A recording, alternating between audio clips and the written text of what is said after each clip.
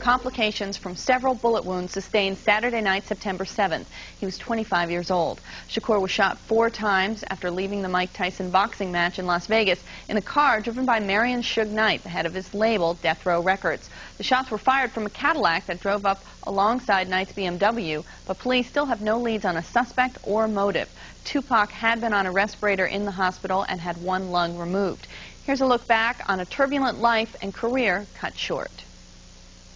Tupac Shakur's public life began when he joined the seminal Bay Area rap ensemble Digital Underground. First as a tour dancer, then as a rapper. Tupac, go ahead and rock now this. I clown around when I hang around with the underground. Tupac demonstrated his range as a performer when his first solo record, Tupacalypse Now, was on the charts at the same time as his critically acclaimed feature film debut in the violent coming-of-age drama Juice. If you want respect, you gotta earn it. You damn right. You gotta be ready to go down, stand up, and die for that shit like Blizzard did, if you want some juice.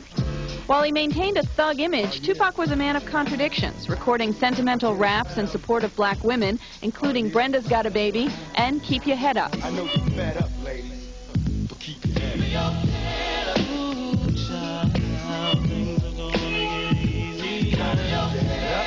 Because I was raised by a woman half my life and then thrown to the streets, it's like I got the woman side, then I got real rough, manly values like forced on me. As Tupac's film credits grew with John Singleton's Poetic Justice, he faced the possibility of doing time for assaulting director Alan Hughes, who had dropped him from the cast of Menace to Society.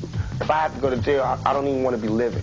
I want to just cease to exist for however long they have me there. And then when I come out, I'll be reborn. You know what I'm saying? I'll be taking less problems. And my mind will be sharper and the venom will be more potent. You know what I'm saying? So they shouldn't send me there.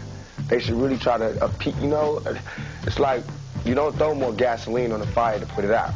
What followed was a cross-country tour of courtrooms and jailhouses, 10 days in a Michigan prison for assaulting a fellow rapper with a baseball bat, an arrest for allegedly shooting 2 off-duty Atlanta police officers, in which charges were eventually dropped, and sexual abuse, sodomy, and weapons charges in New York City.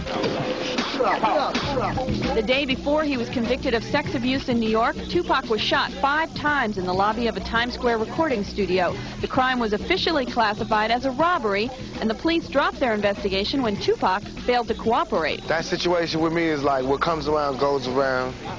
Karma, I believe in karma, I believe in all of that. I'm not worried about it.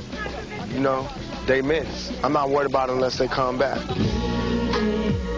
While serving his sentence for sexual abuse, Tupac's 3rd solo release, Me Against the World, spent 4 weeks at #1. It was a trip. Every time they say something bad to me, I go, that's all right, I got the #1 record in the country. After 8 months, Tupac's case was appealed, and Death Row head Suge Knight promptly bailed Tupac out of jail and took the opportunity to sign him to Death Row Records. If you come to Death Row, you will see your art brought to a bigger plateau, and you will be paid one of these days. Death Row.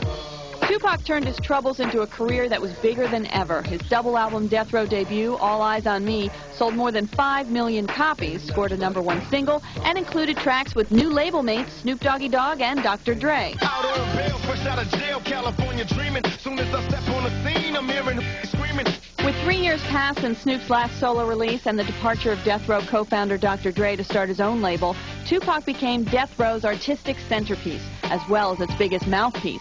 Death Row and Tupac shared a common enemy, the New York-based Bad Boy Entertainment. Tupac had earlier implicated Bad Boy producer Sean Puffy Combs and star artist the Notorious B.I.G. in his 1994 shooting. Bad Boy Records. That's for Bad Boy Records. I love y'all. But despite his taunts, Tupac realized danger could be around the corner. Back in New York City for this year's Video Music Awards, just 3 nights before he was shot in Las Vegas, Tupac surrounded himself with bodyguards and clutched a walkie-talkie throughout the evening as a security precaution. We are businessmen. We are not animals. It's not like we're going to see them and rush them and jump on them. If they see us and they want drama, we're going to definitely bring it like only Death Row could bring it. Once again, Tupac Shakur dead at the age of 25 of gunshot wounds sustained Saturday night, September 7th in Las Vegas. Police still have no leads on suspect or motive. Shakur recently finished shooting the movie Gridlock, in which he plays a heroin addict. It's due out early next year. That's the news for now. We'll have more news around the clock here on MTV.